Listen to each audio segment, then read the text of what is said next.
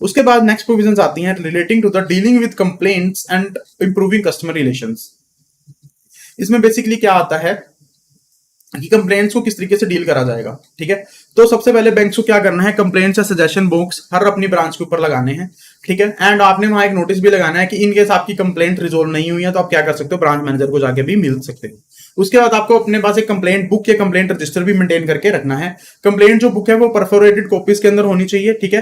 And वो इस तरीके से डिजाइन होनी चाहिए कि अगर एक बंदा कस्टमर कंप्लेंट कर रहा है तो उसकी क्या दी जाए, आपको उसकी एक्नॉलेजमेंट प्रोवाइड कर दी जाए। फॉर एग्जाम्पल इसके आप क्या कर सकते हो, सपोज ये आपकी कंप्लेंट बुक है, ठीक है।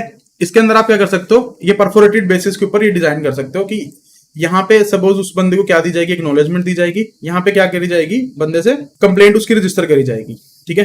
कि बंदा यहाँ कंप्लेंट लिखेगा लाइक XYZ जो भी उसकी थी कि मेरे साथ ये गलत हुआ ये, एंड उसके आप क्या करोगे, उसकी एक रिसिप्ट काट के उसको दे दोगे कि भाई हाँ हमने तेरी क्या कर लिया, कंप्लेंट को क्या कर लिया है, रजिस्टर कर लिया है, ठीक है। उसके लिए जो हमारी IBA है, इंडियन बैंकिंग एसोसिएशन है, ताकि कंप्लेंट बुक के जो फॉर्मेट है उसके अंदर यूनिफॉर्मिटी रहे, उन्होंने क्या करा, एक फॉर्मेट आपको प्रेस्क्राइब कर दिया है, ठीक है। उस केस के अंदर वो आप फॉर्मेट अडॉप्ट कर सकते हो, उसके अंदर आप क्या कर सकते हो, कंप्लेंट्स को रजिस्टर कर सकते हो, ठीक है। जो भी आपको कंप्लेंट मिलेगी आपको क्या करना है, उस कंप्लेंट की कॉपी कंसर्न कंट्रोलिंग ऑफिस को फॉरवर्ड कर देनी है। उसके ऊपर क्या करेगा, ब्रांच मैनेजर अपने रिमार्क्स भी प्रोवाइड करेगा, ठीक है।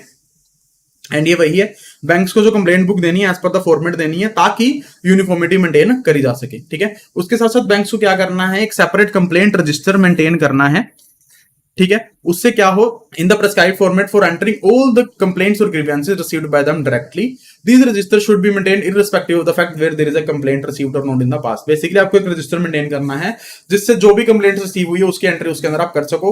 इन केस आपको पहले कभी कोई कंप्लेंट रिसीव नहीं हो और आप बोलो कि मैं रजिस्टर मेंटेन नहीं करूंगा, वो चीज आपको अलाउड नहीं है, रजिस्टर आपको मेंटेन करना ही करना है, ठीक है। उसके बाद जो complaints registered maintain by the branch should be scrutinised by the concern regional manager during the periodical visit of the branch and his observation comments recorded in the relative visit report, and banks have computerized operations may adopt the foresight format generated electronically।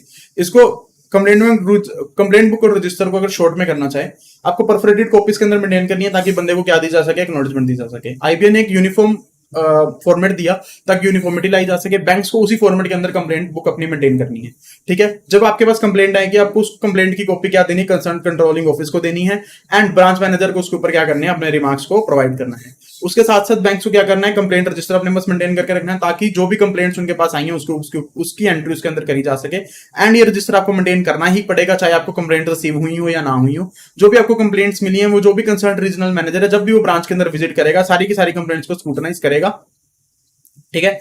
उसके साथ साथ अगर ऐसे bank से जो computerise operation कर रहे हैं तो वो ऐसी जो बुक है, कंप्लेंट बुक है, उसको डिजिटल फॉर्म के अंदर भी मेंटेन कर सकते हैं, ठीक है।